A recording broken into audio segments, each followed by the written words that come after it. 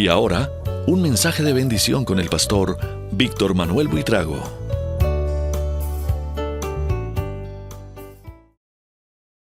Permaneciendo firmes en la libertad.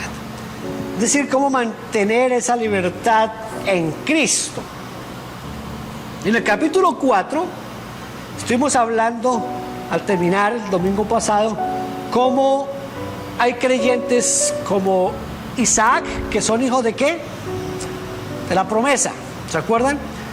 Y también los que son como Ismael, que son hijos de la esclava, es decir, de la ley. Lo que el apóstol Pablo está diciendo aquí es que es demasiado peligroso dejar a un lado la gracia, dejar a un lado el amor y la libertad que nos ha dado Cristo y venirnos a cobijar otra vez con la ley. Hay una pregunta que de las iglesias reformadas, cuando uno la hace, es un poco complicado que la respondan. ¿Cuál es la pregunta? ¿Es posible caer de la gracia? Eso es lo que quiere decir caer de la gracia, desgraciado, sin gracia, que no tiene gracia, perdió la gracia. ¿Es posible caer de la gracia? Este es el gran dilema y es la gran separación entre las iglesias de tendencia pentecostal y las iglesias reformadas, como la bautista, como la presbiteriana.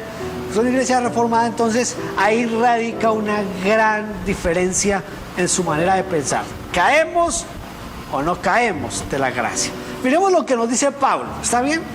Y ahí vamos a ver qué conclusión podemos sacar. El versículo 1, dice el apóstol Pablo: estad pues firmes en la libertad con que Cristo nos hizo libres, y no volváis a ser presos en el yugo de la servidumbre. ¿Cuál fue la libertad que Cristo nos trajo cuando Él nos liberó? ¿Cuál fue la libertad que Él nos dio? ¿Cuál fue la libertad que Él nos trajo? En primer lugar, la libertad de no tener que pagar por nuestros pecados. Él pagó por nosotros, ya nosotros no tenemos que pagar por nuestros pecados, así que en primer lugar lo que Cristo nos vino a dar libertad fue esa libertad de no tener que pagar por nuestros pecados. Es decir, somos esclavizados por Satanás, Cristo vino y nos liberó del poder de Satanás y ahora tenemos la libertad de vivir en la fe en Cristo Jesús. Una vez que hemos sido salvados por la gracia de Dios, entonces debemos mantenernos firmes en la gracia, mantenernos firmes en ese camino de salvación. En otras palabras, debemos de como agarrarnos fuertemente de lo que hemos recibido, de lo que tenemos y mantenerlo en nosotros. Para alguien que desconoce la gracia, le es difícil aceptar que Cristo ya lo pagó todo. Es difícil. Por eso hay tantas falsas enseñanzas en cuanto a este asunto de la gracia y de vivir en el Evangelio. Predicar que es necesario guardar los mandamientos para mantener la salvación es una enseñanza errada. Usted no mantiene la salvación guardando los 10 mandamientos. Usted no mantiene la salvación, ¿verdad?, siendo santo. Porque en algunos púlpitos se predica, en algunos lugares se predica: si tú has sido salvado, tu salvación puede estar en peligro, así que vive en santidad. Porque la única manera de no perder la salvación, viviendo en santidad. Esto es el regreso al yugo, a la esclavitud, a vivir bajo otras cosas que no son la libertad que nos ha dado Cristo Jesús. Creer esto es creer que la salvación está basada en las obras y no en la gracia. Lo que debemos pensar es que si yo soy salvo, yo debo vivir como salvo. ¿Y cómo viven los que son salvos? Como aprendimos hace un rato. Los que son de Cristo, ¿qué han hecho? Han crucificado ¿qué? La carne, con sus pasiones, con sus deseos. Entonces, si somos de Cristo, debemos vivir en el Espíritu. Los que viven en el Espíritu deben andar en el Espíritu. Amén. Entonces, usted no necesita esforzarse. Hay una ilustración que yo les he dado en otras ocasiones. Cuando uno va al campo, encuentra, por ejemplo, el árbol de mango. ¿Usted cómo sabe que ese es un árbol de mango? Porque da mangos, ¿verdad? Y el árbol de mango no tiene que estar diciendo todos los días: yo soy un árbol de mango, tengo que dar mangos, yo soy mango, tengo que dar mangos. No voy a dar peras, no voy a dar guayabas, yo doy mango, yo tengo que... O el árbol de mango tiene que hacer eso. No, ¿por qué razón? Porque su naturaleza es ser un árbol de mango y no va a dar otra cosa que mangos. El árbol de mango dará mangos, no se podrá esperar otra cosa. El que es salvo, sus frutos serán de un hombre salvo, de una persona salva. Si vive en la carne, yo no sé si es salvo, porque si aquí nos dice el versículo 24 que los que son de Cristo han crucificado la carne, sus deseos y sus pasiones, y que nosotros vivimos en el Espíritu, entonces es la forma de saber que somos salvos. Pero no es porque yo guardo los mandamientos, no es porque yo vivo una vida santa, sino que eso tiene que ser algo normal y natural en mí. Es decir, yo no tengo que hacer esfuerzos para no mentir. Si usted tiene que hacer esfuerzos para no mentir, ¿qué hago? ¿Qué? Usted es una persona que tiene que reflexionar si usted realmente tiene a Cristo en su corazón. Si usted y el Espíritu de Dios son uno solo. No podemos mentir. Ese es el gran problema cuando se habla de nuevo nacimiento. Versículo 2.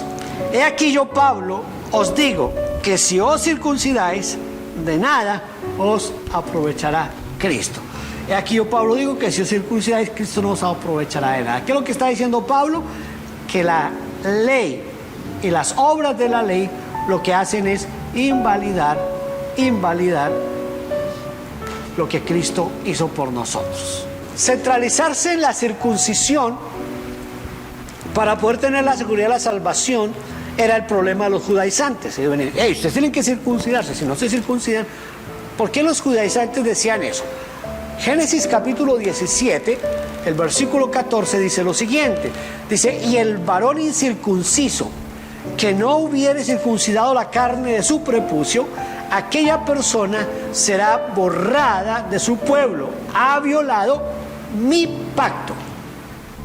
Entonces, ¿qué pasaba con los no circuncidados? No eran del pueblo de Dios, ¿verdad?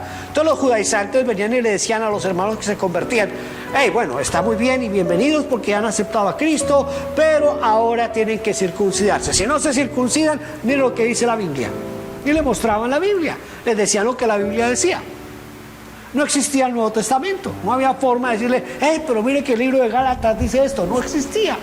No había manera de decirles: mira, aquí dice la palabra. No, tenían que creer lo que estaba escrito. ¿Qué era lo que estaba escrito? Lo que les acabo de leer. Y el varón incircunciso que no hubiere circuncidado la carne de su prepucio, aquella persona será borrada de su pueblo. Ha violado mi pacto. Eso dice Génesis 17, 14. Al leerle esto a los hermanos dicen: oiga, tenemos entonces que circuncidarnos. Y se circuncidaban, comenzaban a guardar la ley. Lo que dice la palabra del Señor, que es lo que realmente quería Dios, que se circuncidara al pueblo. A veces cuando no se lee la Biblia en una forma total, por eso es que se llega a interpretaciones erradas de la Escritura. Hay que leerla en un completo. En el libro de Deuteronomio, capítulo 10, versículo 16, y en el capítulo 30, en el versículo 6 dice: circuncidad pues el prepucio de vuestro corazón y no endurezcáis vuestra cerviz. ¿De qué está hablando aquí Dios? Está hablando que hay una circuncisión que es mejor. Está hablando de una circuncisión que es la que Él realmente espera. Es la circuncisión del corazón. ¿Y de qué más? Y dice que no endurezcáis vuestra cerviz. Es decir, yo quiero que su corazón esté listo a obedecer mi palabra, a obedecerme. La obediencia. ¿Se acuerdan cuando Dios le dice a Saúl a través de Samuel que tiene que acabar con el ejército de Agar?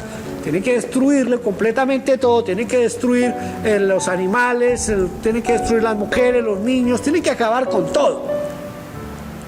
Y Saúl va y gana la batalla. Cuando Samuel viene, Entonces Saúl sale al encuentro de Samuel y le dice, hemos hecho como Dios nos dijo. Entonces Samuel le dice, pero yo escucho como el mugir de las vacas, de las ovejas están balando. Ese mugir y es ¿de quién es?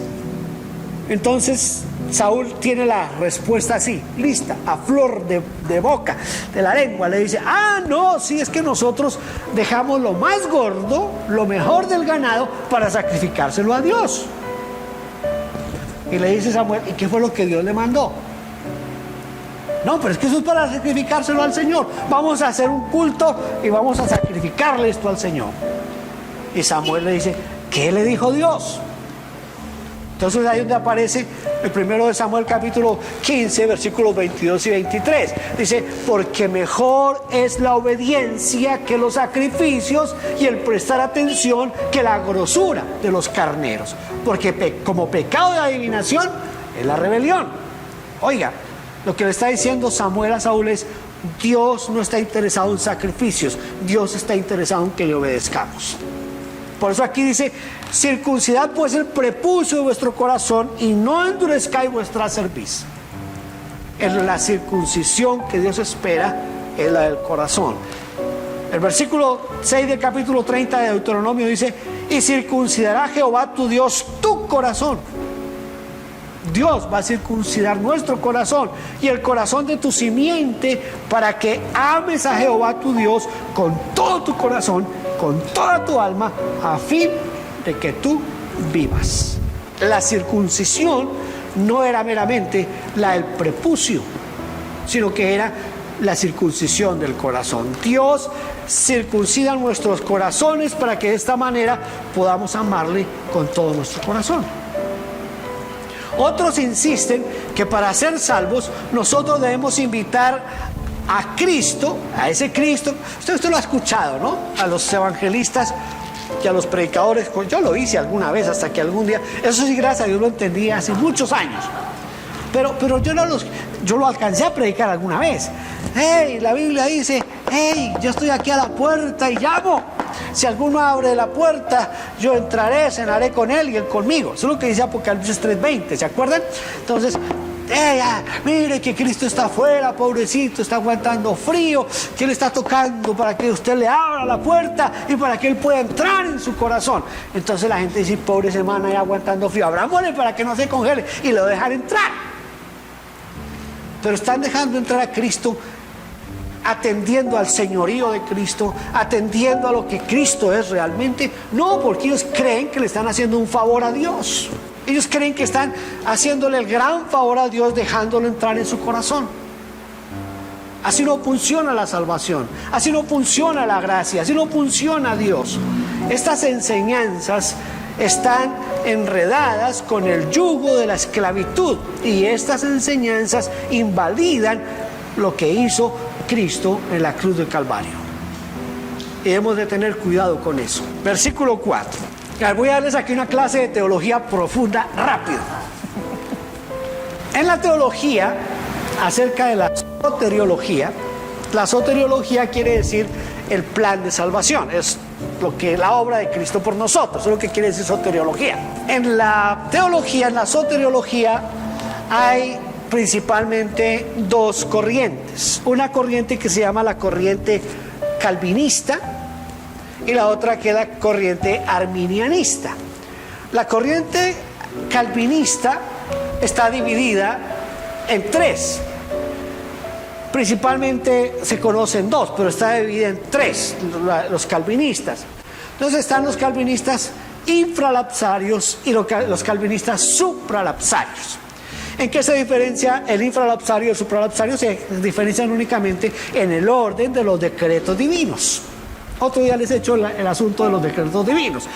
Entonces, unos de ellos dicen, realmente la diferencia está en que unos dicen que antes de que el mundo fuera fundado, Dios ya designó quién se salva, quién se condena. Entonces, cuando esto se lo dicen a un arminianista, el arminianista inmediatamente en su mente se imagina a Dios sacando de un cajón de las almas. Entonces coge todas las almas allí, y allí tiene un cajón y allí tiene otro. Aquí tiene el de los que se van a ir al infierno, y aquí los que se van a estar en la eternidad con él. Entonces comienza, este se salva, este se condena, este se salva, este se condena, este se salva, este... Que Dios más o menos eso es lo que hizo antes de fundar el mundo, ¿verdad? Los otros calvinistas entonces dicen, no, Dios creó al hombre, y después de que creó al hombre apareció el plan de salvación, y entonces Dios determinó quién iba a ser salvo, pero fue después, ¿entienden? El arminianista dice, no, la cosa no fue así. La cosa fue de la siguiente manera: Dios creó al hombre, lo puso en el huerto del Edén, el hombre pecó, el hombre rompió comunión con Dios y se perdió. Ahora entonces el hombre tiene que buscar la salvación, y el hombre tiene que hacer esfuerzos por salvarse. El hombre tiene que buscar, primero tiene que hacer el esfuerzo de buscar a Dios para ser salvo. Una vez es salvo, él tiene que mantenerse allí agarrado para no perder la salvación, porque hasta un mal pensamiento le puede hacer perder la salvación. Eso dice el arminianista. Entonces ahí es donde está la gran batalla entre los dos grupos, entre calvinistas y arminianistas. ¿Por qué? Cuando me preguntan, ¿pero por qué, pastor? Voy a decirle por qué. Porque esto es un asunto muy confuso, y hay asuntos que no pueden responder los calvinistas, y hay asuntos que no pueden responder los arminianistas. ¿Entienden? No es fácil. Y aquí está una de las que es difícil que respondan los calvinistas. El versículo 4. ¿Qué dice el versículo 4? El versículo 4 dice: de Cristo os desligasteis. Para poderme desligar de Cristo, tengo que haber desligado, ¿verdad? Si yo no estoy ligado a Cristo, no me puedo desligar de Cristo. Lo que dice Pablo aquí es de Cristo. Ustedes estaban ligados a Cristo. Cuando yo les prediqué el Evangelio, ustedes fueron salvos, se unieron a Cristo, pero cuando vinieron los judaizantes, ¿qué hicieron? Se desligaron de Cristo. Se lo digo en los términos arminianistas y calvinistas. Ustedes eran salvos, pero por ponerse a guardar la ley y las obras de la carne, los han hecho perder la salvación. ¿Están de acuerdo con la interpretación que estoy haciendo aquí desde el punto de vista que les estoy dando? Estaban unidos a Cristo, pero ahora, ¿qué pasó? ¿Qué dice el versículo 4? De Cristo os desligaste. Se perdieron los muchachos, ¿verdad? Por eso les dice Pablo ahí en el mismo versículo 4, dice: de la gracia habéis caído. Entonces ahora piénselo de esta manera. Esta es la gracia. Aquí están los Gálatas. Cuando Pablo viene y les predica el Evangelio, los Gálatas ¡pum!, se suben a la gracia. Están ahora en la gracia. Pregúntele a un calvinista supralapsario qué interpretación le da de ese texto, y se va a dar cuenta que le da 10.000 vueltas, pero nunca va a poderle dar respuesta exacta al planteamiento. Entonces, según este texto, ¿podemos o no podemos desligarnos de Cristo después de haber estado ligados a Cristo? Creo que no necesitamos mucho comentario. Y usted puede tomar, hay una página web, se la recomiendo. En esa página usted encuentra las versiones en inglés, en español, la mayoría de versiones que hay en español, la mayoría de versiones que hay en inglés. Si sabe ruso, también las tiene en ruso. Si sabe alemán, cualquier idioma, están allí la mayoría de versiones. Usted dele un texto, por ejemplo Gálatas 5:4, déselo ahí, a esa página, y mírelo en todas las versiones, para ver, uno a veces puede llegar a decir, no, es que este lo tradujo mal, es que este no sabía lo que está, pero usted lea ese versículo en todas las versiones que usted conoce, y se va a dar cuenta que va a seguir siempre diciendo lo mismo: de Cristo os desligasteis, los que por la ley os justificáis, de la gracia habéis caído. ¿Podemos caer de la gracia? Miren lo que dice la Nueva Traducción Viviente, que es una de las versiones, creo que hace unos domingos les dije, es una de las traducciones que más están utilizando en los púlpitos en español hoy. La Nueva Traducción Viviente dice: pues si ustedes pretenden hacerse justos ante Dios por cumplir la ley, han quedado separados de Cristo, han caído de la gracia. Me gusta como lo dice ahí. Ser justificado significa ser hecho justo ante los ojos de Dios para presentarnos delante del trono de Dios y encontrarnos limpios delante de Dios Padre. Eso es lo que quiere decir justificado. como verdaderos creyentes, somos justificados por la gracia de Dios. Pero, escuche hermano, pero si seguimos un evangelio compuesto obras más gracia, estamos separados de Cristo. No puede ser de esa manera. Con esto lo que hacemos es invalidar la muerte de Cristo en la cruz del Calvario. O somos salvos por gracia o somos salvos por las obras que nosotros podemos hacer. El hombre es trascendente, de eso sí no hay duda. Entonces, tenemos que pensar qué y de qué manera somos salvos. Versículo 5. Esperando, la esperanza. Pues nosotros, por el Espíritu, aguardamos por fe la esperanza de justicia.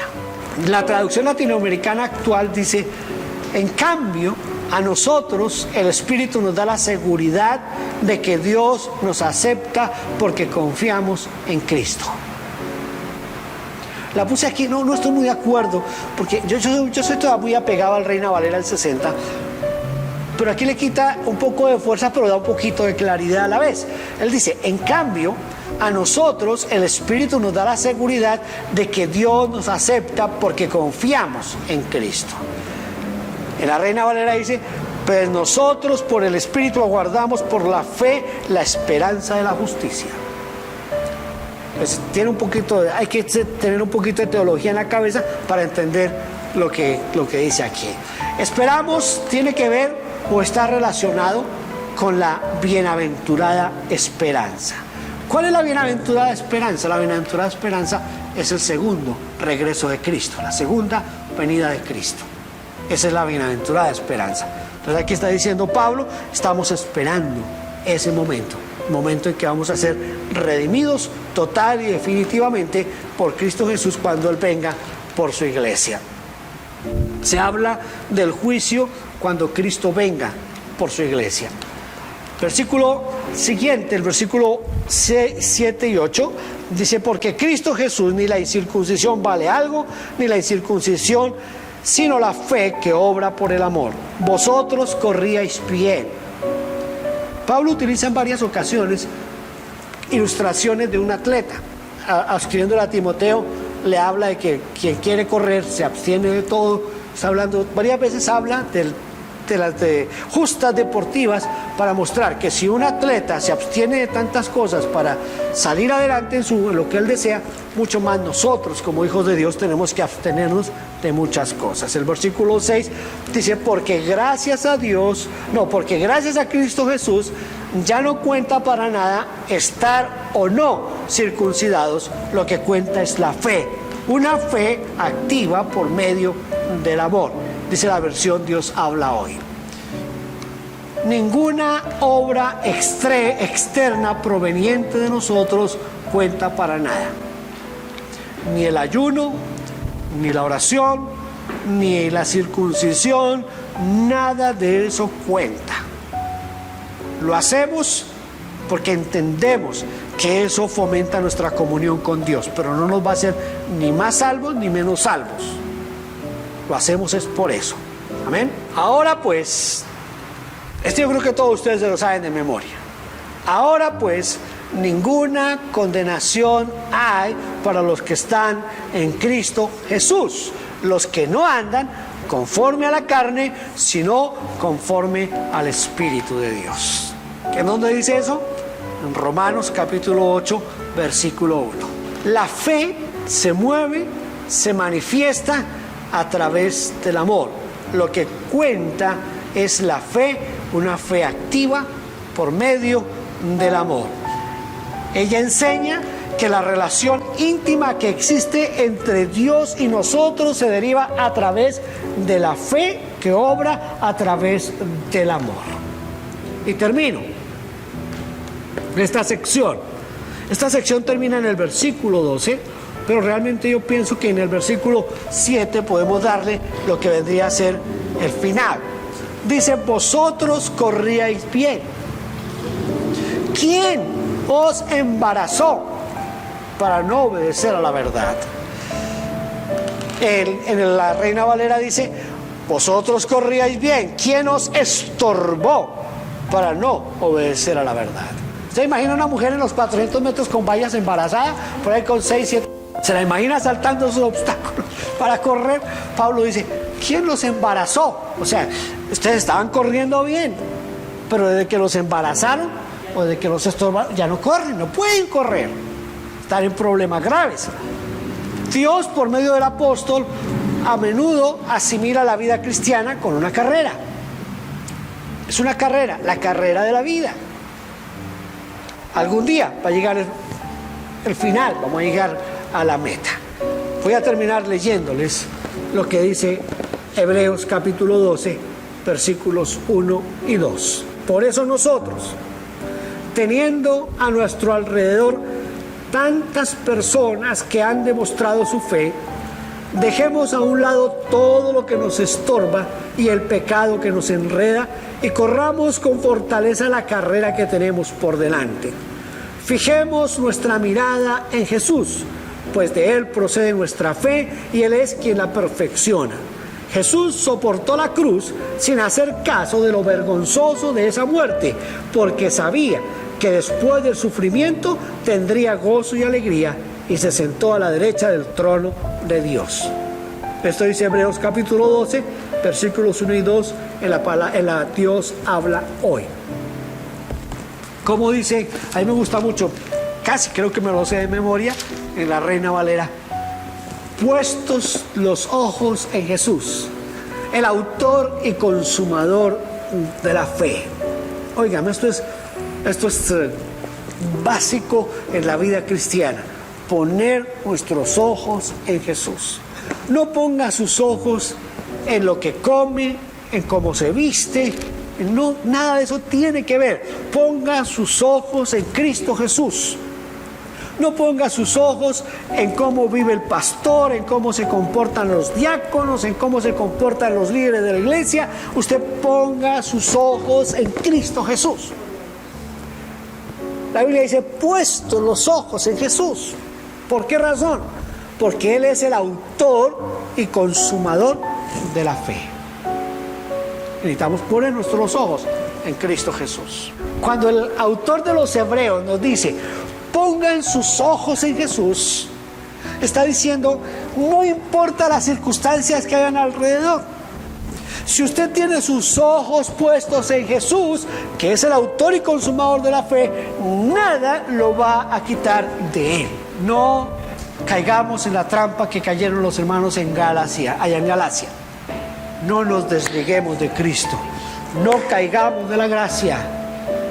Creamos solamente lo que Dios puede hacer por nosotros. Amén. Puestos los ojos en Jesús. Padre, te damos gracias en esta tarde.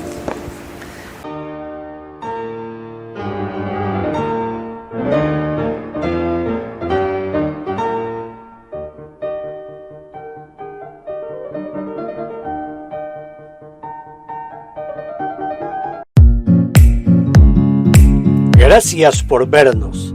Déjenos su huella suscribiéndose y comentando. No olvide campanita y compartir. Dios le bendiga.